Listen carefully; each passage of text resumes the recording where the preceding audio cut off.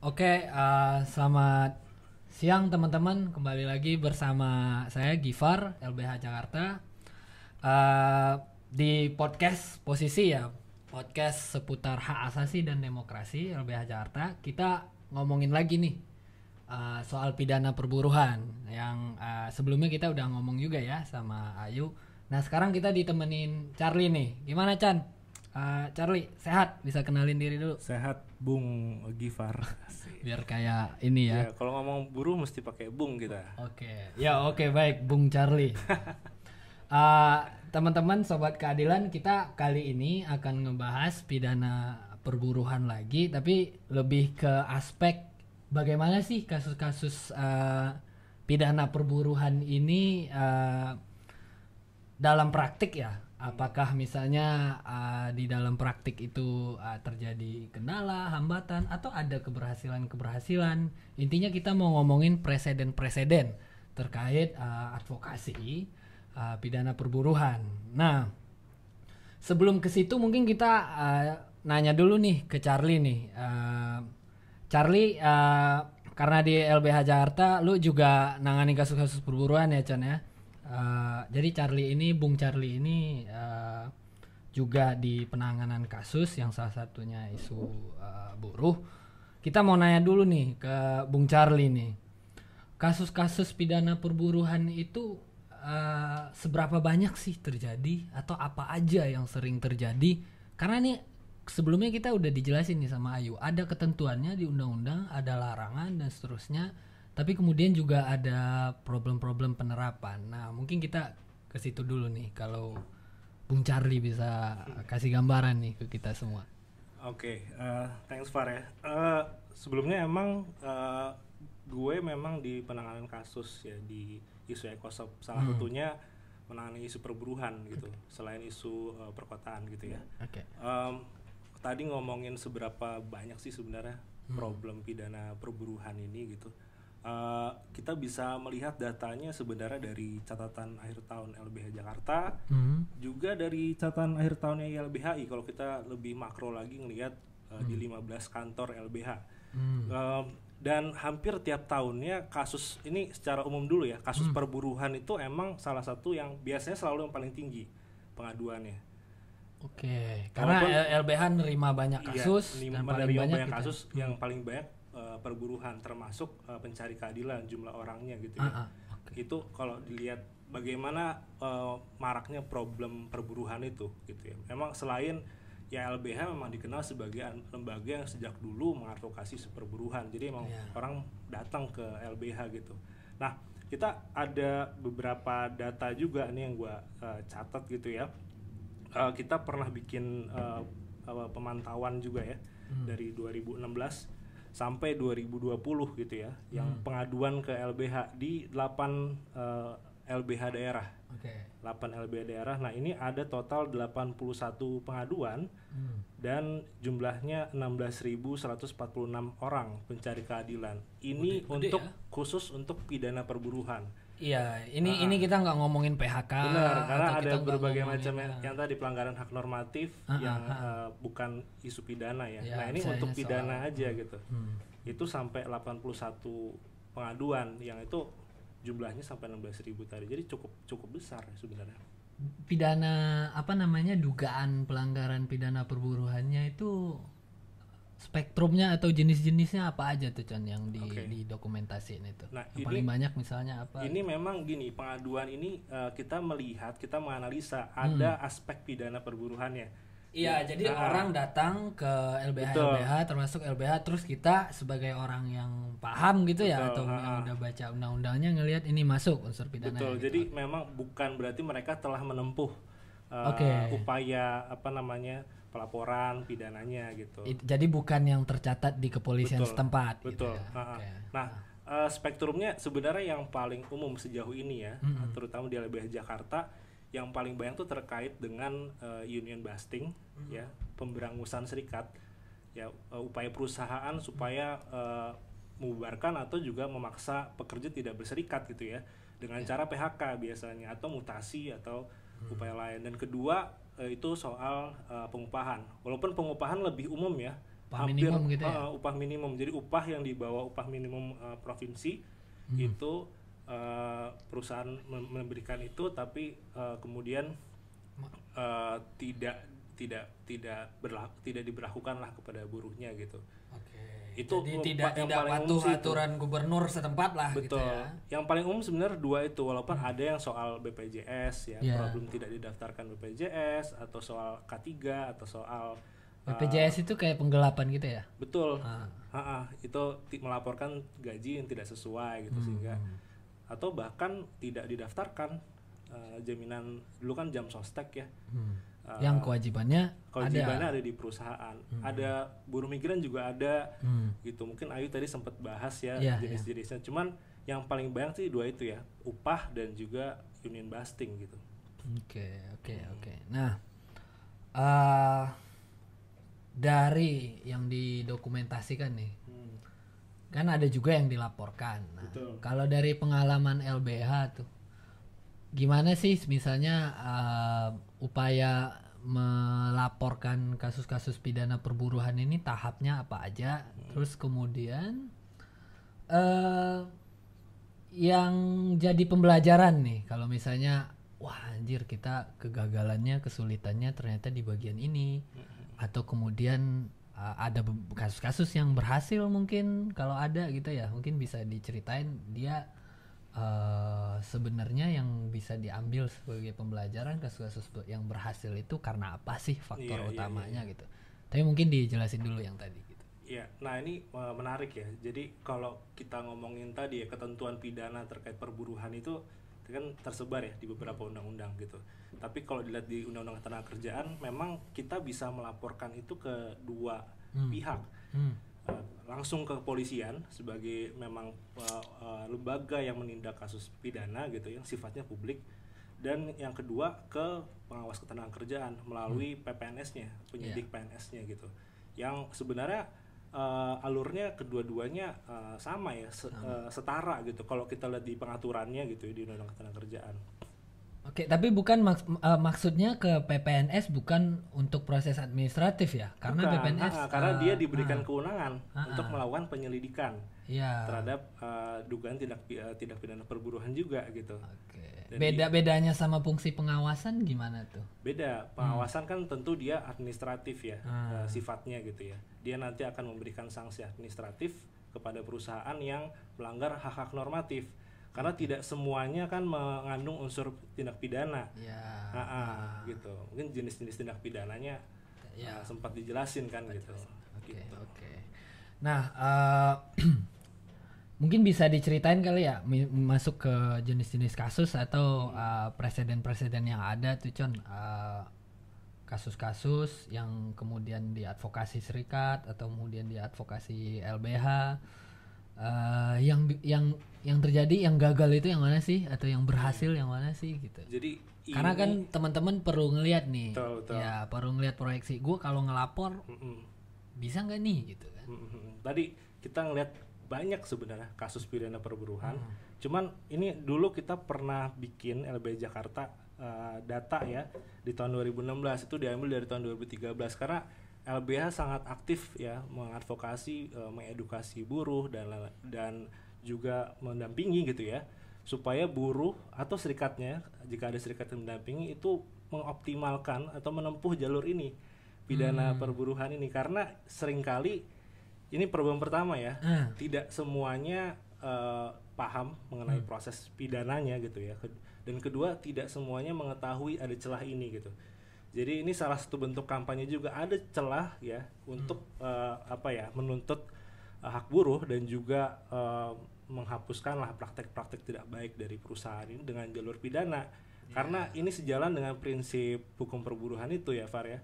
Karena dia tidak privat tapi ada aspek publiknya. Jadi negara campur tangan. Betul, persis di situ. Jadi nggak bisa buruh dibiarkan bertarung melawan perusahaan karena posisi tidak setara, makanya ada intervensi negara. Disitulah ada sisi publik ya. Nah, salah satu cerminan dari pidana perburuhan ini gitu. Jadi tidak hanya misalnya mediator atau pengawas ngecekin nih kejadian di lapangan terus ngeluarin rekomendasi, tapi kalau ditemukan pelanggaran juga bisa ada sanksi gitu ya, yang berupa bahkan bisa sampai penjara ya, denda gitu. Tapi yang lu singgung tadi itu misalnya ada 2 hal tadi. Tapi kan juga ada hal ketiga setahu gue ya. Soal misalnya sebelum sampai 2016 itu kan belum ada direktorat khusus juga kan waktu itu itu gimana tuh? Ada nggak pengaruhnya gitu? Baru ada 2019 ya, waktu abis May Day itu ingat banget. Itu sebenarnya tuntutan yang cukup lama ya. Kita menuntut ada direktorat khusus ya, subdirektorat khusus yang memang terkait ketenagakerjaan. Karena apa? Karena ada problem. Kita dulu pernah membuat analisa yang udah disampaikan juga ke publik bahwa ada problem struktur hukum yang ada di kita gitu, bahwa penegak hukum tidak mengetahui atau tidak memahami aspek-aspek hukum perburuan yang tadi gue bilang. Ini ada sisi publik, negara harus hadir di situ. Dan kedua, ini ngomongin substansi hukum ya, ada kegamangan gitu. Apakah pidana ini itu ultimum remedium atau primum remedium tadi gitu. Jadi ini nanti kalau ngomongin soal kasus, ini seringkali ditemui di lapangan gitu, bahwa penegak hukum menganggap ini ultimum remedium, upayakan dulu ke pengawas gitu misalnya ya, jalan-jalan administratif gitu. Ayu itu, udah sempat nyeritain itu juga. Kan, ya. Jadi itu kalau ngomongin itu tadi itu problem, salah satu problem juga gitu. Nah di si Des tenaga kerjaan ini setelah dibentuk Mei 2019 itu sampai sekarang, kalau kita ngelihat dia kan ada kalau di Jakarta ya, di reserse kriminal khusus ya, di bawah yang lingkungan kalau nggak salah. Nah problemnya itu levelnya bukan subdirektorat tapi des. Meja yang kalau misalnya sebelum bikin pelaporan di SPKT kan ada tuh konsultasi ya sifatnya. Atau misalnya kalau misalnya petugas pelayanan ragu dia nerima laporan atau dia perlu nyari unsur-unsurnya gitu ya, terus ke des ini gitu. Perempuan dan anak gitu kan kadang ada ininya. Nah problemnya sebenarnya sama aja bentuk penindakannya ya. Nanti akan ke SPKT biasa juga, nggak ada subdirektorat khusus. Nah masalahnya itu jadi seringkali bukannya mempermudah, kan harapannya kan kalau ada memang subdirektorat khusus ya, itu ada polisi yang memahami betul. Jadi kayak polisi yang paham dengan lingkungan gitu, hukum lingkungan gitu ya. Dan ini paham dengan hukum ketenagakerjaan. Nah tapi itu sejauh ini praktek yang kita temui nggak kayak gitu, justru itu nambah birokrasi gitu, nambah jalur satu lagi gitu, supaya kita meyakinkan dulu si des ini supaya kita bisa masuk ke, padahal kalau dilihat dari nomenklaturnya dia tuh tidak bisa menggugurkan upaya pelaporan gitu harusnya. Tapi nah, ini praktek yang kita temuin ya. Jadi ada kejadian nih setelah ada des pidana perburuan. Tidak sejalan dengan semangat itu memperlancar buruh ngelapor ya. Justru itu nambah birokrasi gitu sebenarnya. Itu karena setelah itu kan des ada hampir 2 atau 3 yang pernah kita upayakan lapor dan kita nggak merasa ada signifikansi khusus gitu ya. Des itu justru memperumit prosedur yang ada. Itu sebenarnya yang kita anggap ini bukan solusi itu sebenarnya. Rumitnya itu dari des ini dia menambah persyaratan atau dia seperti apa? Ini salah satu problem ya yang dihadapin di dalam pelaporan. Pertama adalah beban pembuktian itu selalu dilimpahkan ke pelapor.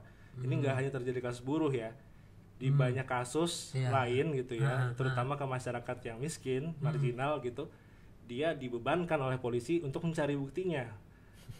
Padahal ini problem di pidana perburuan adalah sulitnya mencari bukti, Far. Gitu. Ada banyak sekali bukti yang dikuasai oleh pihak perusahaan. Ya, gitu. Nah, kalau kita pakai logika KUHAP lah misalnya ya, yang ketentuannya sifatnya prinsipil umum, memang tidak dituliskan secara rigid bahwa yang mencari bukti adalah polisi dan seterusnya. Tapi kemudian kan di wewenang penyidik, di wewenang penyelidik ada di situ ada wewenang menggeledah lah, menyita, terus kemudian meminta keterangan dan seterusnya kan itu ada di kepolisian ya, bukan di warga. Nah, artinya dalam konteks pidana perburuhan, des pidana perburuhan ini dia memberi perubahan nggak? Misalnya dengan adanya des pidana perburuhan, polisi jadi lebih aktif menjalankan wewenangnya di KUHP. Harapan seperti itu. Okay. Sejauh ini kenyataannya yang pernah kita coba itu justru sama aja sebenarnya. Jadi orangnya sama, ya, perspektifnya sama. Dia tidak punya kekhususan gitu ya untuk memahami cara berpikir hukum perburuhan. Tapi dia hanya menambah. Jadi ibarat kita harus fight dulu di situ hanya untuk mendapatkan ya udah silakan Anda ke SPKT. Karena gini, Con, kan kita nemuin juga ya kasus-kasus misalnya ada buruh yang protes atau kemudian beberapa aktivis misalnya menyampaikan kritiknya mungkin terasa pedas gitu dan seterusnya. Itu kan polisi aktif tuh ngelapor, anggotanya ngelapor, misalnya pakai laporan model A dan seterusnya. Nggak ada yang lapor, itu ditemuin aja tuh bukti misalnya screenshot lah, bukti di forensik digital lah dan seterusnya, yang sebenarnya hal itu kan berada di perangkat orang lain atau kemudian di platform dan seterusnya. Gue ngebandingin nih dalam konteks pidana perburuhan, kan hal yang sama misalnya kan surat-surat soal izin, soal kontrak, surat perjanjian dan seterusnya kan juga sering kali ya kita temuin itu kan nggak berada di buruh, walaupun kewajiban di undang-undang dua-duanya harus pegang kan. Tapi kan beradanya di pengusahanya.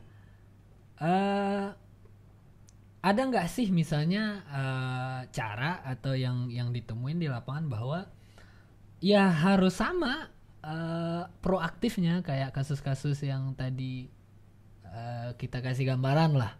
Ada nggak sih misalnya perspektif di kepolisian, di penyidiknya untuk bisa proaktif kayak gitu juga atau gimana kejadiannya? Iya, nggak tahu ya, mungkin hanya kita bilang oknum kali ya. Oknum tertentu mungkin punya perspektif yang bagus, tapi kita nggak tahu karena sejauh ini tantangan LBH. Oknum maksudnya sedikit yang punya perspektif. Karena gitu kan, kalau misalnya ada yang salah dibilangnya oknum gitu, dan yang benar semua institusi diklaim gitu kan. Nah ini sejauh ini tantangannya itu, makanya tadi ya bukan hanya kasus ini sebenarnya, kasus masyarakat miskin rata-rata kita bahkan ditolak laporannya karena dianggap tidak berdasar, tidak ada bukti permulaan. Padahal maksudnya masih ada upaya penyelidikan, gitu. Itu yang paling kerasa. Misalnya gini ya, dalam konteks kita melaporkan dugaan ada penggelapan ya, BPJS misalnya gitu, dia melaporkan tidak sesuai. Upaya buruh ya untuk mendapatkan berapa sih di BPJS yang didaftarkan oleh perusahaan, nyari itu sendiri, panjang banget, nyari sendiri. Itu yang panjang banget. Jadi bisa jadi sering banget setahun atau setahun setengah lebih itu untuk nyari bukti itu sendiri. Padahal gitu. Kalau keluar surat penggeledahan, betul, itu lebih mudah gitu. Belum kita harus berurusan sama BPJS. Tapi secara hukum mungkin nggak misalnya nih SPKT nih di kepolisian nerima, terus kemudian sama kepala bagian pengaduan diteruskan misalkan kepada kepala subdirektorat atau direktorat yang menangani ya urusan itu, dalam konteks ini misalnya pidana perburuhan ke Direktorat Sumber Daya dan Lingkungan ya. Iya.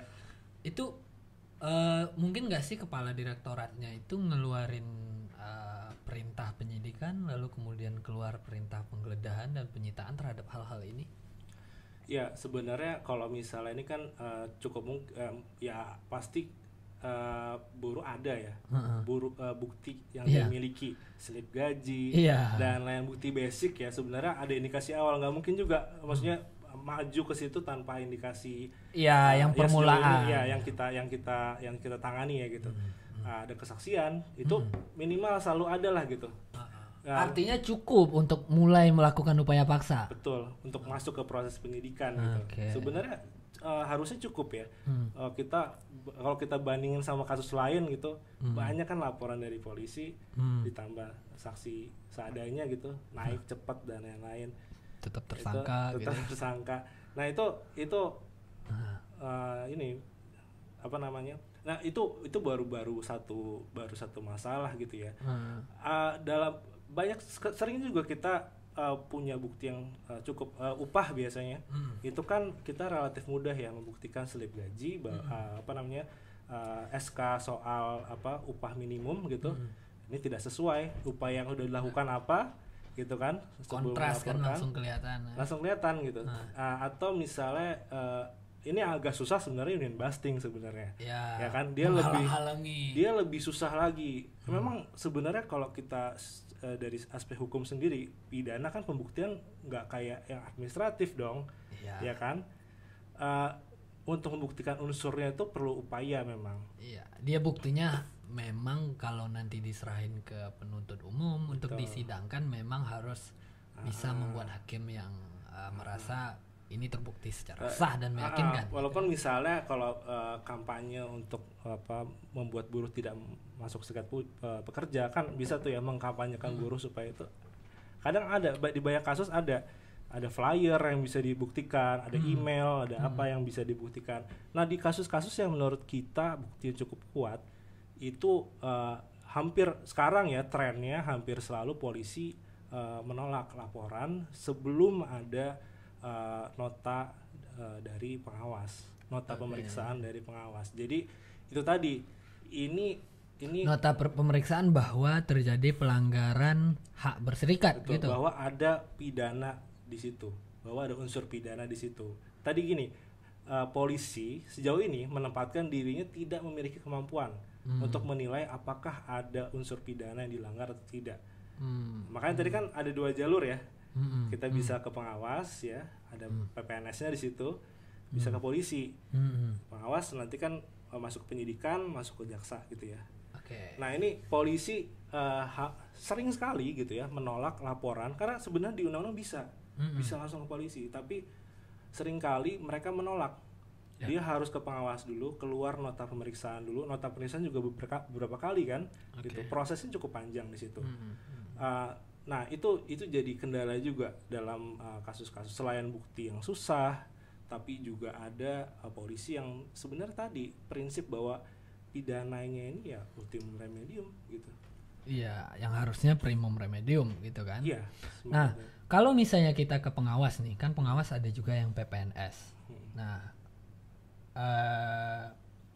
pernah dicoba nggak sih? Atau pernah didokumentasikan LBH nggak sih kalau jalurnya itu yang ditempuh, lalu kekurangan atau kelebihannya apa gitu? Karena ada dua opsi yang lo bilang tadi. Ya kan, karena undang-undang pemerintahan daerah kan, jadi itu kewenangan di bawah pemerintahan daerah ya. Di Jakarta ya gubernur.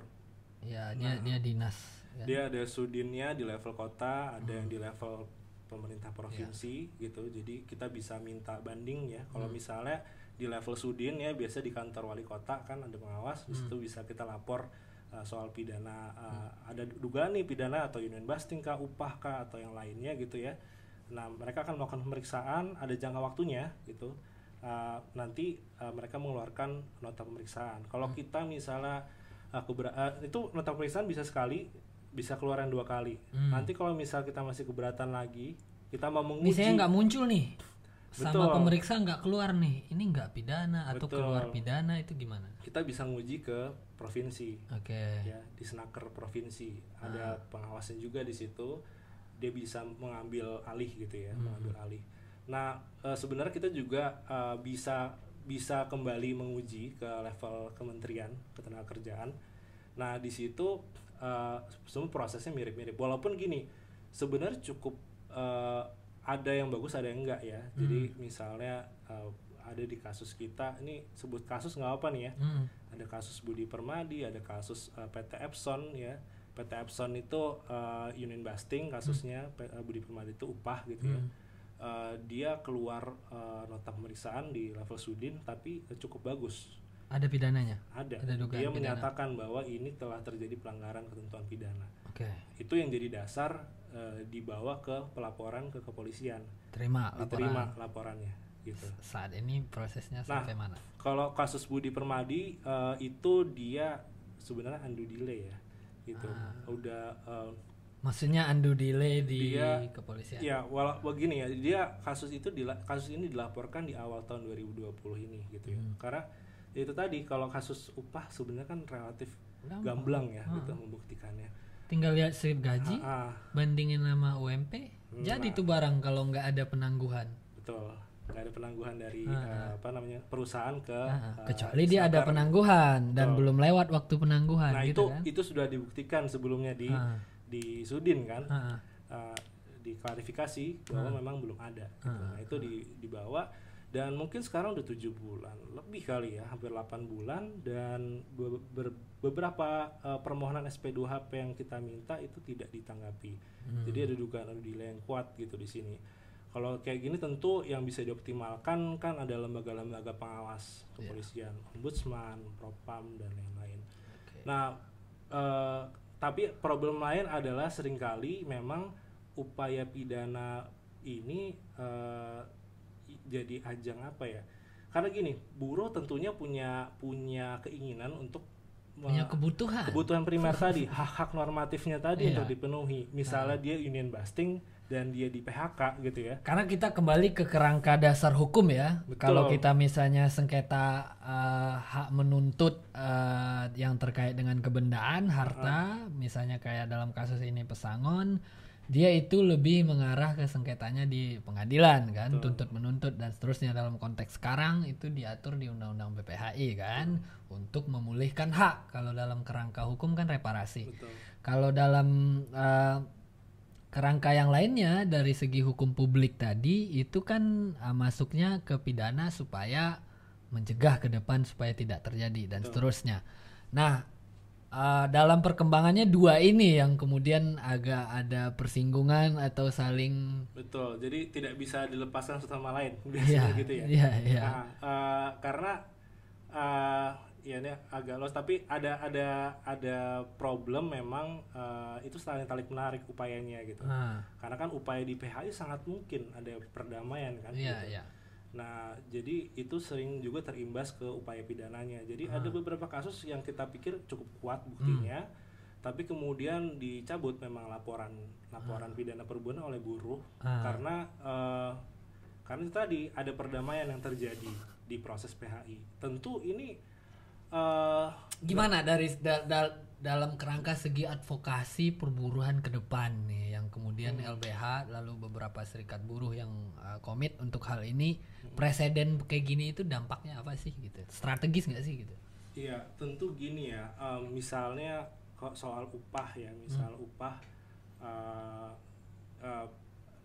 ada banyak sekali kasus ya, dan problemnya gini, kalau kita ngomongin soal pidana ini cukup dulu sebenarnya mungkin 5-7 tahun yang cukup jarang serikat yang menempuh upaya ini gitu. Jadi bahkan misalnya mau membuktikan ada union busting itu di PHI gitu. Ada cukup banyak yang ada dalam gugatan. Kalau kita baca beberapa putusan PHI, banyak tuh putusan hakim PHI yang meminta hakim industrial mengadili aspek pidana. Aspek pidananya. Jadi itu biasa ditolak. Ditolak sih. Iya, karena pasti mereka merefer ini harus ada putusan pidana. Nah, salah forum. Nah, ini kan bisa jadi ada ruang yang belum dimanfaatkan secara baik gitu sebenarnya gitu ya, terkait pidana perburuan. Makanya banyak yang ditolak kan pasti gitu di situ. Masalahnya dengan catatan juga tadi ya, kayak yang lu jelasin, ruangnya belum terlalu aksesibel juga dan menjawab masalah ya. Karena kalau dilihat dari struktur hukumnya ada masalah gitu, dari kulturnya juga ada masalah, substansinya juga membuka ruang tadi perdebatan apakah ini bisa diakselerasi atau enggak gitu, dan belum lagi rumitnya cara publik buruh melaporkan ini gitu ya. Faktor kultur aparat penegak hukum itu yang juga sulit, jadi sangat jarang. Dan kalaupun berhasil itu tadi tentu buruh. Tapi ada yang berhasil, mungkin bisa ceritain dulu nih. Kalau misalnya kalau keberhasilan ya ada beberapa ini ya, ini menarik juga nih, kita juga kemarin ada data juga dari kepolisian ya. Jadi teman-teman riset di LBH coba ngumpulin data, ada berapa sih kasus yang masuk di kepolisian gitu.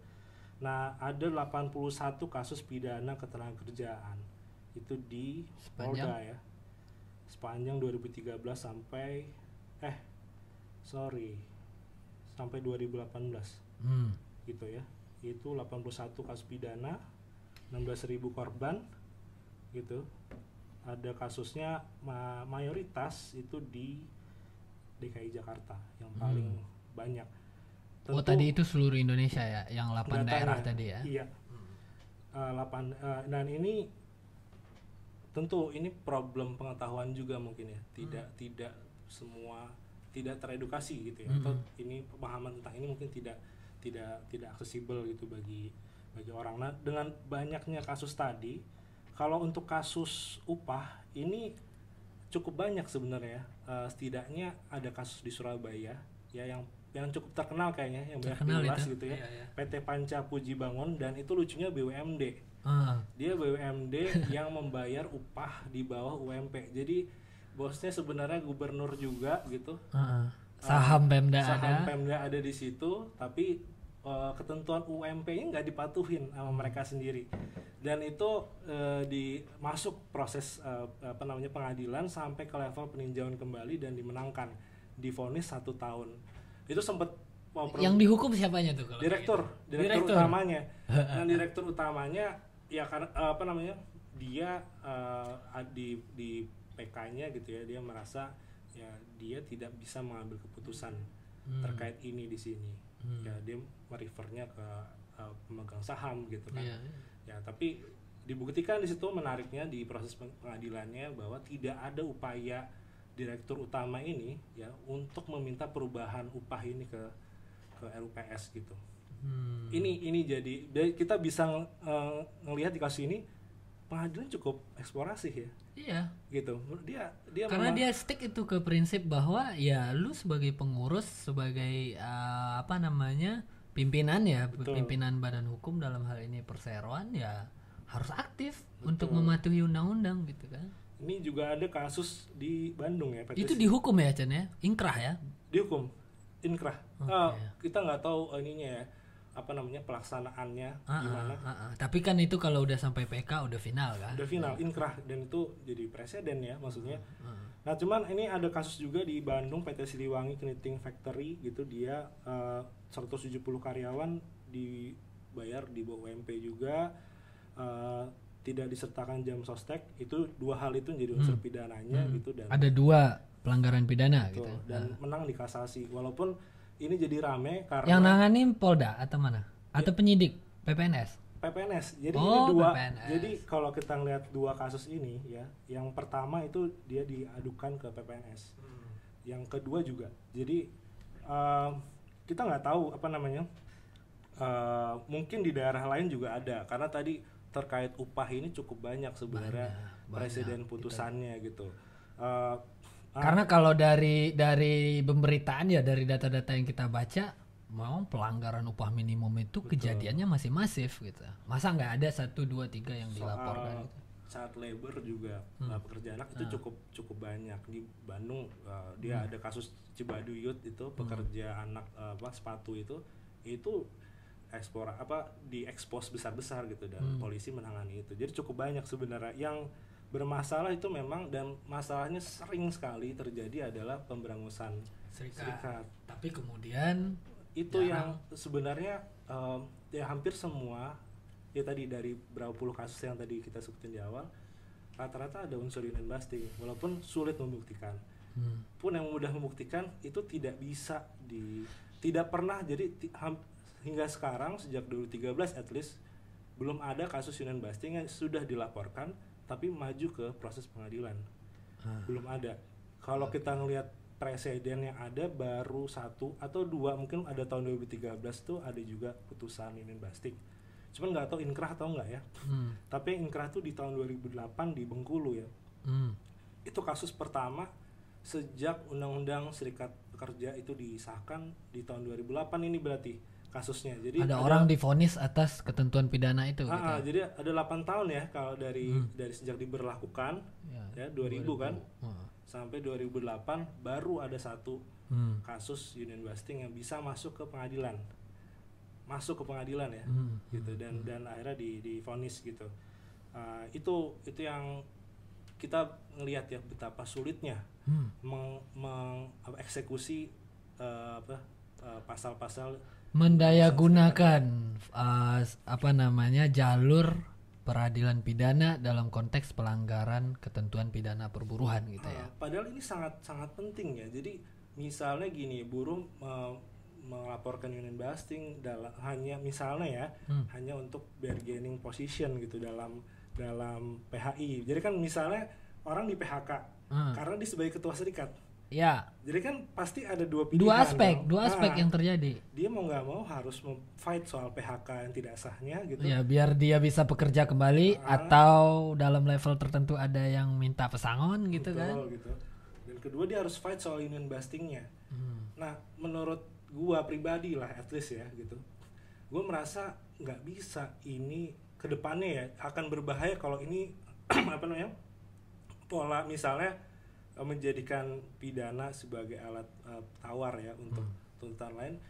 Menurut gue agak berbahaya untuk kedepannya, Far, karena kalau misalnya ini praktek pemberangusan serikat ini. Tapi ada kejadian itu ya, misalnya teman-teman serikat akhirnya terpaksa mengorbankan proses pidana dia agar dapat ini cukup banyak pembayaran cukup hak banyak gitu diulas ya. sih, Far. Cukup banyak diulas juga oleh ahli-ahli hukum perburuhan gitu ya. Ada mantan hakim ad hoc juga buat tulisan soal ini. Buruh sendiri juga banyak mendiskusikan soal ini, bahkan sampai ke ngomong apakah efektif sanksi pidana terhadap perusahaan ini. Jadi ada wacana juga untuk dihapusin aja, kita pakai sanksi administratif mungkin yang lebih ini gitu ya, bisa.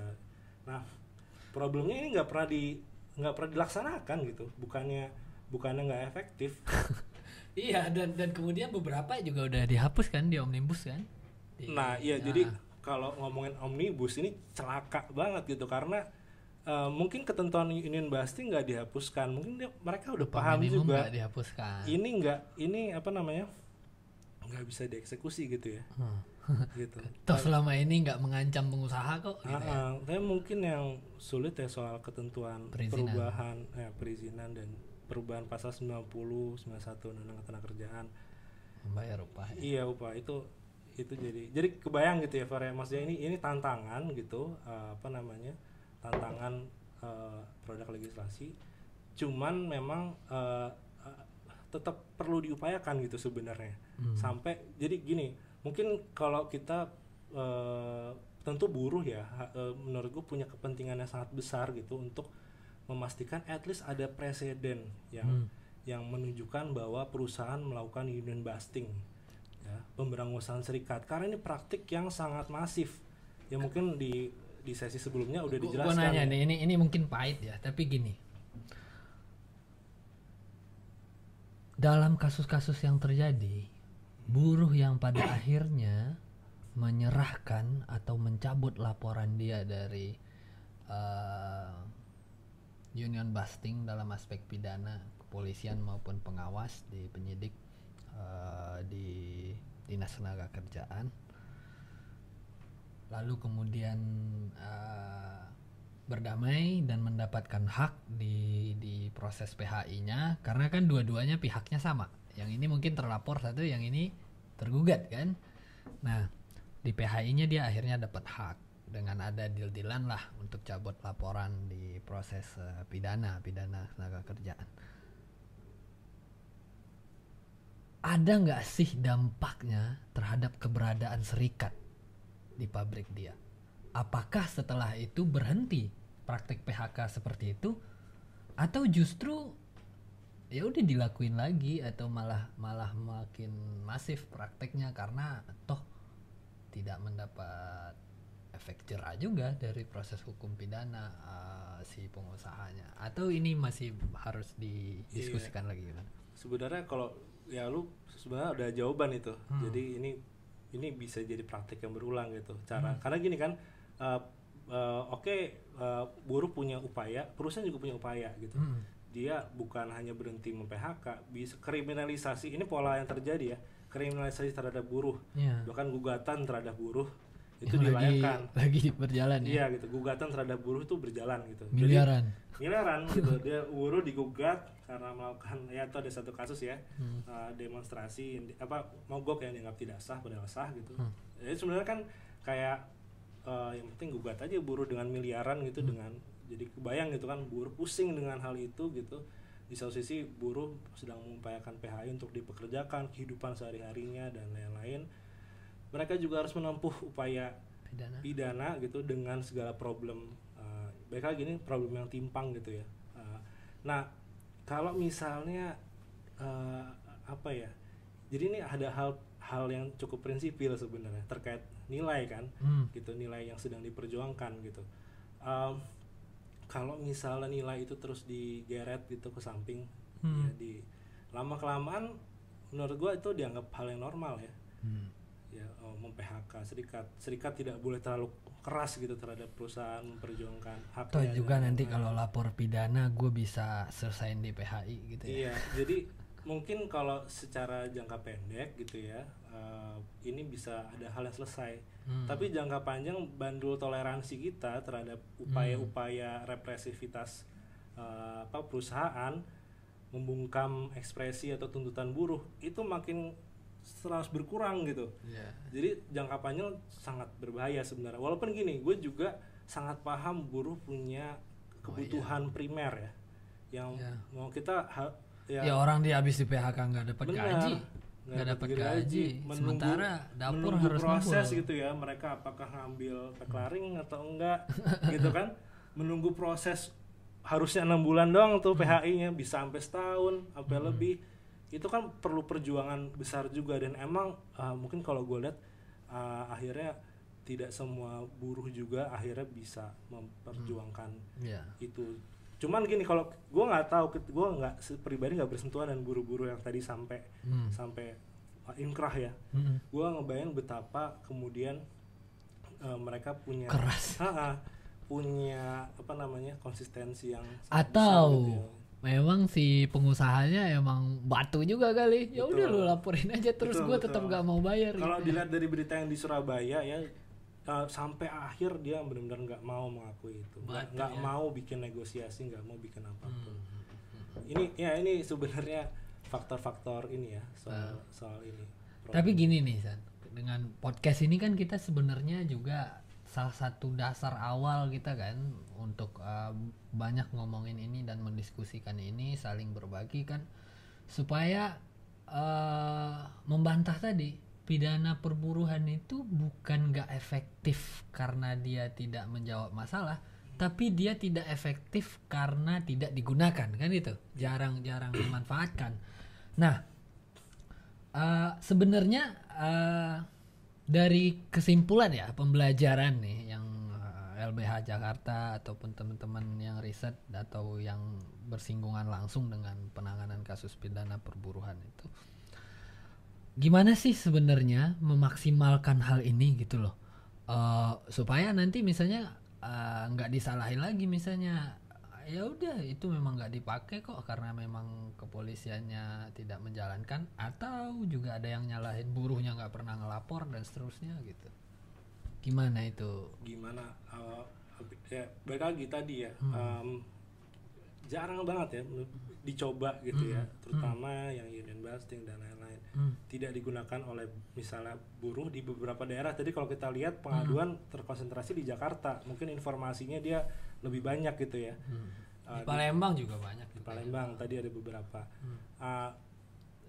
Jarang digunakan oleh buruh, tetapi juga ada hambatan di struktur penegak hukumnya, gitu ya. Jadi membuat ini nggak terlalu banyak sampel yang kemudian kita menguji bagaimana implementasi dari hukum ini gitu. Menurut gua ini sangat perlu terus diuji, dikampanyekan gitu ya, dan dipraktekkan gitu, dicoba untuk masalah ini supaya tadi yang paling penting ada kan kok best practice-nya gitu ya, dan hasilnya misalnya deterrence efeknya bagaimana sih di kondisi kasus yang memang tadi sampai inkrah dan perusahaannya divonis pidana gitu. Ada nggak sih perbaikan kesejahteraan buruh di situ? Nah ini kan sebenarnya perlu masih berani nggak sih ngelakuin setelah itu gitu ya? Betul, karena gini yang terjadi belakangan hari ini ya, mungkin 5 tahun terakhir dan lain-lain kan substansi hukum, produk legislasi dan lain-lainnya cukup banyak yang timpang ya, sangat mengakomodasi kepentingan pengusaha gitu ya dalam proses maupun substansinya, dan buruh semakin dikesampingkan. Jadi bandulnya itu tidak berpihak ke buruh gitu belakangan, dan ini pidana perburuan masih ada kan? Masih ada, walaupun gitu. ada beberapa yang dikurangin di omnibus kan. Betul. Yang perizinan banyak tuh. Nah ini menurut gua salah satu forum yang bisa dijadikan bukan alternatif ya. Kalau emang ada pidana perburuan, coba kita upayakan untuk dilaporkan gitu ya. Supaya nanti tidak bertahan atau menyerah di kesimpulan prematur tadi ya. Betul. Ini tidak efektif. Padahal untuk bisa bilang efektif harus ada dulu praktek yang layak ya, yang dengan jumlah yang memadai ya untuk bisa mengukur hal itu. Nah sebenarnya selain dari perubahan ya yang didorong di Des Pidana Perburuan tadi, itu juga ada peran yang harus dimaksimalkan ya dari buruh sendiri. Nah prediksi nih setelah Omnibus Law ini, kira-kira nih menurut lu nih ke depan nih akan semakin masif gak sih pelanggaran pidana perburuhan melihat ketentuan ya atau perubahan-perubahan yang ada di Omnibus, atau kemudian justru ini membangkitkan kesadaran dan banyak pelanggaran yang dilaporkan? Bacaan LBH ke depan soal ini gimana? Iya, yang pasti karena Omnibus itu kan kalau dibaca kan strukturnya benar-benar ditujukan, asumsinya bukan publik yang baca, tapi pengusaha dan investor. Karena urutannya benar-benar bagaimana, kayak misalnya kita mau invest nih, gimana nih FAQ-nya gitu, itu kayak gitu. Jadi bener-bener kayak jadi indikator due diligence ya. Iya. Terus gitu. Jadi dan kalau untuk ketentuan undang-undang ketenagakerjaan ya tentu banyak yang signifikan berubah gitu ya. Pengupahan juga ada, terus soal PKWT dan lain-lain, ada banyak klausula, dan upah ya tadi ya, upah yang sangat longgar sekarang gitu. Jadi kayak negara, kalau secara garis besar negara semakin tidak hadir gitu di sebelumnya. Menurut gua problemnya negara tidak menjalankan perannya sebagai duty barrier itu. Kewajiban. Duty bearer bukan duty barrier, penghalang. Nah itu dia menjalankan kewajibannya untuk, karena gini kan, negara harus punya keberpihakan kepada buruh karena posisinya yang tidak setara tadi. Dalam hal ini yang lemah gitu ya. Dinas tenaga kerjaan, polisi. Benar. Gitu ya. Karena mereka kan bukan untuk membela kepentingan perusahaan, karena nggak perlu ada lembaga itu kalau kayak gitu, udah aja gitu. Nah itu semakin gugat aja pengadilan perdata semua. Benar gitu. Dan sekarang juga peran-peran yang ada gitu, baik di pengawas ketenagakerjaan maupun kepolisian, itu kan semangatnya mereka punya kewenangan untuk melakukan tindakan pidana ya, tapi mereka sangat selalu berusaha untuk menjadi agen perdamaian. Ini terjadi di pengawas ya. Tadi kalau jadi ada satu kasus nih yang menarik juga, ada yang sebenarnya union bustingnya sangat, menurut gua sangat gamblang masuk unsurnya karena ada flyer gitu ya dari perusahaan bahwa dilarang masuk ke serikat ini jika tidak ada beberapa. Ini kan sangat gamblang, dan yang dilakukan oleh pengawas itu yang dia hanya menyarankan, dia memberikan surat menyarankan perusahaan untuk mencabut surat itu, dan kemudian nggak ada bisu Anda telah melakukan pidana, Anda bisa disanksi. Nah itu padahal kan, sedangkan ini kan harus ada penindakan gitu. Dan itu bukan hanya terjadi di pengawas, di kepolisian juga mereka agen perdamaian gitu. Mereka nggak tahu kita ini ya, pasti kalau datanya Transparansi Internasional sampai di tahun 2020 polisi salah satu indeks persepsi lembaga terkorup ya, 3 teratas gitu. Jadi ya itu menurut gue faktor ya, gimana dengan buruh ke depan. Gue pikir dengan adanya Omnibus tentu semakin percaya diri gitu perusahaan untuk melakukan pelanggaran hukum ya. Oke. nih with all the shits nih, dengan semua tai-tainya perubahan hukum dan yang lebih, kalau lu bilang tadi bandolnya lebih mengarah pengurangan perlindungan hak buruh ya. Apa nih mungkin bisa beberapa kalimat atau saran bagi teman-teman yang masih ingin nih ngelapor nih pidana perburuhan nih? Apa sih misalnya argumen yang harus dikedepankan dan gitu ya? Kenapa sih gue harus ngelapor gitu? Iya, yang pasti serangkaian ketentuan pidana itu kan dia dia harus ya wajib banget dilakukan gitu, dan kayaknya itu udah praktik yang berulang ya. Jadi kecenderungan perusahaan pasti inginnya mudah gitu, mereka ingin nggak memenuhi hak-hak tersebut gitu, dan nambah ongkos aja nih. nambah ongkos aja gitu. Dan upaya apa lagi ya yang bisa menindak perusahaan gitu ya, benar-benar menjalankan sanksi administratif. Sekarang evaluasi yang dilakukan pun ya di beberapa lembaga riset soal perburuhan, pengawas ketenagakerjaan tidak berjalan efektif ya. Itu salah satu faktor yang dianggap salah satu faktor juga kenapa banyak kasus di PHI ya, karena peran pengawas itu tidak berjalan di situ. Soal BPJS juga pengawas ketenagakerjaan tidak berjalan gitu. Dan kalau misalnya yang ada akhirnya semua kesepakatan, bahkan putusan PHI pun kita lihat banyak juga yang misalnya union busting itu rata-rata jadi disharmoni ya.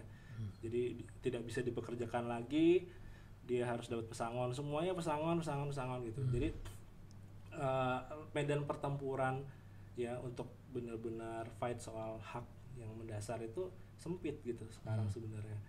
Dan ruang itu menurut gue cukup terbuka di kasus pidana ini gitu. Dan menurut gue impactnya cukup besar ya. Bisa nggak sih misalnya serikat buruh misalnya gini, ya udah gue lapor aja semua nih kasus-kasus pidana yang terjadi nih di anggota-anggota gue, anggota serikat, biar numpuk tuh di meja des pidana perburuhan. Jadi nanti bisa jadi dorongan juga untuk ini nih nggak cukup nih pakai des doang, harus direktorat, toh buktinya numpuk. Bisa juga nggak sih kayak gitu ya? Mungkin bisa. Sebagai langkah strategis juga mungkin bisa ya. Karena gimana ya, tadi sulit banget gitu kan, karena akhirnya jadi diserahin ke PHI semua dan kemudian selalu terjadi perdamaian. Nah, perbaikan untuk deterrence yang lu bilang tadi kan akhirnya sulit. Mungkin gitu ya.